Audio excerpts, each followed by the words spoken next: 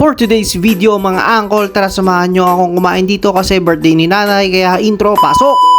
Atay na nga mga angkol, habang busy rito si Bunso sa pakikialam sa ML ni Kuya Sak, ako nga pala ay kumuha na ng aking kakainin. Bali, umiskor muna ako ng kanin dito mga angkol sa kanang fried chicken. Bali, itong pansit pala ay second round na. At dahil sa masarap ang luto ng biyenan ko mga angkol, ako nga pala ay talaga naka second round dito. Atay na nga mga angkol, ready na nga yung cake nila nanay dito. Bali, birthday nga rin pala ng isang pamangkin ni Missy, si Kuya Makoy. Kaya naman, dalawa silang kakantahan namin ng happy birthday at dalawa rin silang mag-blow ng candle. At syempre, dalawa din yung cake. Kaya naman, pagkatapos namin kumain dito ng tanghalian mga angkol, kami nga pala ay nagtipon-tipon na para kumanta ng happy birthday. At ayun na nga mga angkol, happy birthday sa inyo nanay at happy birthday din sa iyo Kuya Makoy. God bless at syempre more birthdays to come. At pagkatapos nga namin makiselebrate ng birthday mga angkol, kami nga pala ay tumakbo na rito papuntang SM Bacoor. Habang nasa biyahe kami nito mga angkol, ay natulog pala dito si Kuya sa likod. Napagod si Kuya kasi tamang likod siya doon sa bahay ng aking biyenan. Samantalang itong si Bunso ay pinapractice yung kanyang Wilson the Bus, beep beep beep. Ayos yan Bunso, buti may talent ka. At pagpasok nga namin ng SM Bacoor mga angkol, meron nga pala ditong Donald Duck. Bali, pumila nga pala kami dito para makapagpa-picture sa malaking pato. Nagpapa-picture kayo dyan, hindi nyo naman kilala kung sino yan. Hayaan nyo, pag uwi natin ng bahay, ay papanood ko sa inyo kung sino si Donald Duck. Pagkatapos nga namin dito magpa-picture mga angkol, kami nga pala ay naglakad-lakad at nakita nga namin yung aming paborito nagtitinda ng ube. At syempre, hindi namin palalampasin to mga angkol kasi paborito talaga ng mga bata to. Hindi ko lang nakuhanan ng video mga angkol, sila nga pala dito ay nagmukbang na ng free taste. Pagkabili nga pala namin ng ube dito mga angkol, kami nga pala ay naghanap na ng pwesto at para makapagmerienda. Bali, ang talagang gagawin namin dito mga angkol ay tumambay at ipasyal lang yung mga bata. Syempre, sinamahan na rin namin ng konting merienda. Ito nga pala yung tinapay na may palamang ube, ang paborito ni Kuyang merienda. Habang si Bunso naman dito ay kumakain lang ng pandesal na walang palaman. Okay na sa kanya yan. Meron nga pala kaming take out dito na kakanin, nakasaba, galing kay nanay. Tapos, binilan ako ni Mrs. ng siomay. Malalaki tong siomay na to mga angkol, kaya naman sulit na sulit. Ito nga pala lugar na pinuwestuhan namin mga angkol, ang tumatambay dito ay mga senior citizen na. Pero okay lang yan mga angkol kasi kumakain din naman sila at nagpapalipas lang ng oras. Eto nga pala si Bunso ay parang enjoy na enjoy sa kamumukbang ng pandesal na kinakain niya. Partida, hindi pa nainom ng gatas yan. Maya pa ay dumating si Mrs. dito na may dalang coke float, spaghetti, saka french fries. Bali, orders complete na mga angkol. Ito nga pala yung mga pagkain na pagsasaluhan namin ngayong hapon. Okay na sa amin to mga angkol, at least hindi kami napagastos na medyo malaki. Masaya naman yung mga bata sa mga in-order namin pagkain sa kanila. Ang mahalaga kami magkakasama dito. Tama na ang drama dito mga angkol, ako nga pala nagugutom na at upakan na nga natin itong mga pagkain na to. Sige na nga kuya, upakan mo na yung french fries na yan, hipan mo para lumamig na. At bibigyan natin ng spaghetti si Bunso kasi gusto niya yung lasa nito. Sa tatlong magkakapatid nga pala mga angkol, ito nga palang si Bunso ang pinakamahilig sa spaghetti. Samantalang itong si Boss Madam number 1 ay hindi malaman kung ano talaga mga gustong pagkain. Minsan kakainin niya, minsan ayaw naman niya. At pagkatapos ko nga pala silang pakainin ng konti dito mga angkol, oras na para ako naman ang kumain. Game, upakan na natin itong malaking siomay na to. Honest review lang mga angkol, okay naman siya sa lasa, okay din yung laki. Pwede na siya sa mga patay gutom na kagaya ko. Kung meron man akong hindi nagustuhan mga angkol, ay yun ay dahil sa wala silang chili garlic. Toyo kalamansi lang ibinigay sa akin mga angkol. Pero okay na rin kasi okay naman yung pagkain ko. Kay sarap pagmasdan ng mga batang to mga angkol na kumakain at na-enjoy nila yung mga bawat sandali. Kawawa din naman yung mga bata pag hindi ipinasyal kasi isang linggong nakakulong sa loob ng bahay. At kahit sa saglit na oras mga angkol ay nakapag-enjoy nga pala sila. Habang inaantay ko nga pala matapos kumain ng mga bata mga angkol, may nakita ko dito nagpe-prepare ng free taste. Pero mukhang hindi naman yata sila gagawa ng free taste mga angkol, kaya naman hinayaan ko na. Ganito talaga mga angkol kapag tight budget, asa tayo sa free taste, asa na lang tayo sa mga medyo murang pagkain. Ang mahalaga masaya yung mga kasama natin. Hindi palaging kailangan kumain sa mamahaling restaurant mga angkol para masabi nyong masaya kayo. Kung minsan okay din naman na kumain ng mga simpleng pagkain, mas masarap pa nga siya minsan. Pero ang pinakamahalaga sa lahat mga angkol, kayo ay magkakasama at nag-e-enjoy sa bawat sandali. Bali, hindi ko na patatagalin itong video na to mga angkol kasi nagtuturo na nga pala yung mga anak ko kasi nakakita ng mga laruan. Maraming salamat sa inyo mga angkol sa pagbibigay ng suporta sa aming Team Oh No. Maraming salamat din sa walang sawang panonood. Hanggang dito na lang mga angkol.